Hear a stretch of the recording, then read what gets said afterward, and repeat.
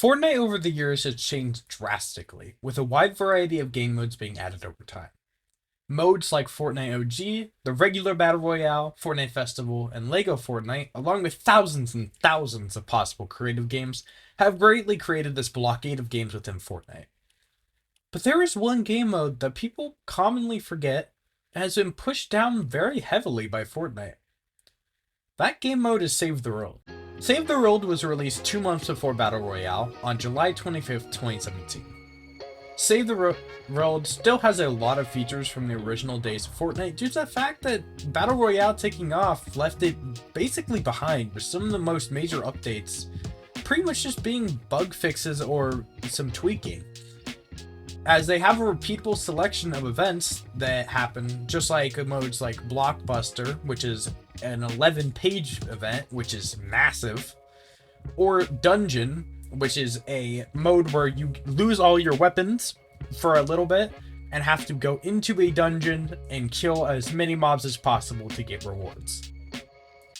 Yearly events like these are part of the reason why Save the World is still kicking after so long, and why some of the player base is still grasping on for dear life despite Epic Games basically trying to stamp them out and get them to play Battle Royale for the money. One thing that does keep Save the World very popular, though, is that the people who do play it, if they own Founders Edition, like I do, would have access to something called Daily Quest, where every single day, if you complete a decently simple quest, usually requiring you to either break something or play a certain amount of matches as a certain character type, you receive 80 V-Bucks. Over time, this actually begins to stack up and will allow you to buy things like battle passes and skins at the item shop without even really having to think about it or spend any real money on Fortnite at all. Save the World players are separated by their level and region.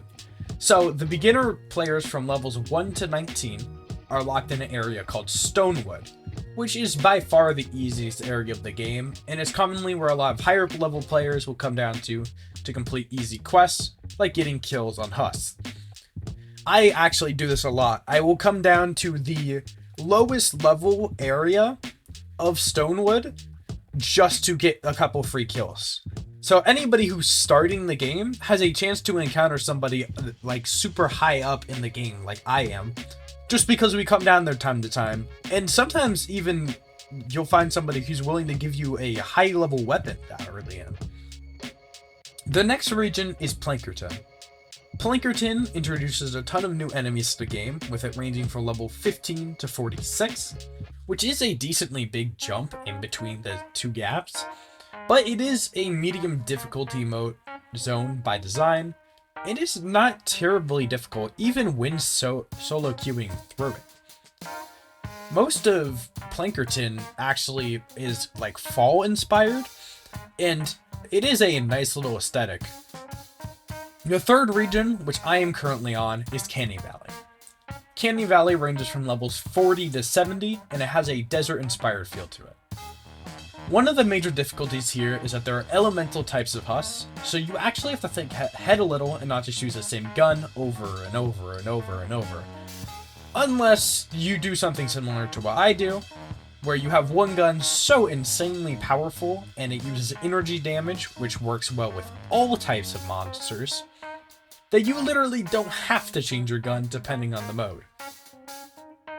Solo queuing in Canny Valley will most commonly cause you to die, or at the very least have difficulty completing the challenge or mission objective.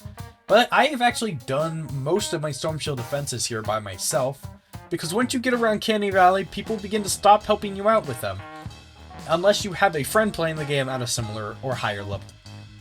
The fourth region, which I can't even comment on because I'm not there yet, I'm currently at level 67, is Twine Peaks.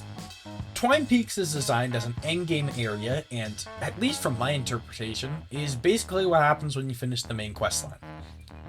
Twine Peaks has a range of power from 70 to 160, which, mind you, I don't think weapons go any higher than that. The highest I've seen is around 120 on weapons. So this reinforces the idea that this is the endgame area. One thing that can happen in Twine Peaks is that you can actually fight the highest difficulty of the Storm King. Depending on what region you're on, you can actually access different Storm King fights.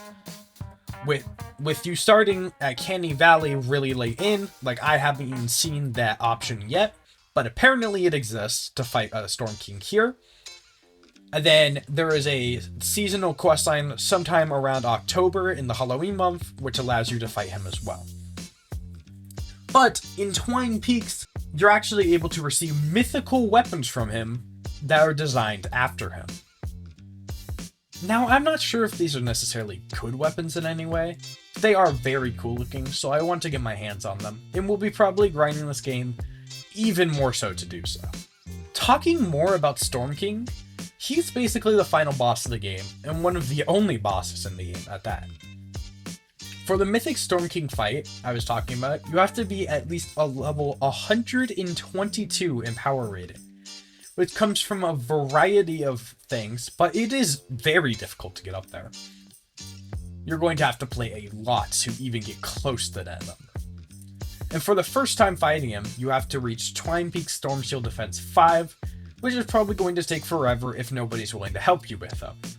It also is then going to unlock a quest, which allows you to fight him for the first time. Once you kill him, you get access to a Mythic Schematic Cache, and that will give you your first Mythic Storm King weapon. There are 5 of these weapons you can get, with 3 of them being range weapons like ARs, and the other ones being melee weapons, like one of literally just his hand. After you defeat the Storm King for the first time, you get access to a weekly quest, where you can defeat him weekly after doing a small challenge beforehand. This means if you want to receive every single mythic item from this version of the Storm King, you are going to have to fight him over a block of time that will span a month. And you have to beat him 5 times. There is even a chance, which I don't know if it's true or not, because I'm not there, and this is just off of the wiki. But I think there might even be a chance that that quest, if you fail it, you just don't get to do it again for another week. So there's a chance that this could take you months on months to complete. One thing about Save the World, though, is that even if you don't have Founders Edition and you aren't willing to grind too much on this, the amount of XP it's willing to give out per every time you go through one of these missions is insane.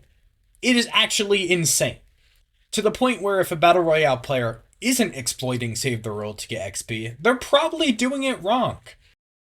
Right now, in Battle Royale, I am level 87, and I literally played like 2 matches at the start of the season, and that was basically it. All I've been doing is playing Save the World, and not even too much at that. Like, I've barely even, like, touched back into Save the World recently. I just became interested after I realized how much money and XP it's willing to give out. And now, I'm beginning to like the game even more than I did before. If you're willing to give Save the World a shot, though, which, oh my goodness, you really should. There's no downside except for the fact that you might not find a player for a bit because, you know, the lobbies are like, we linger around somewhere around the 25,000 player base, with a lot of them probably in the lower tier areas. And that's really the only downside. But hey, if you're willing to check it out, I greatly recommend you do so. And if you're willing to help support my channel, push this video out to the algorithm, and check out some of my other video game essays or like story-based games that I do. Like, I have like a couple series that are out and I'm planning on making more. Feel free to check them out. I've been Galaxy Nova. Thanks so much for listening to this ramble. And I'll see you in the next one.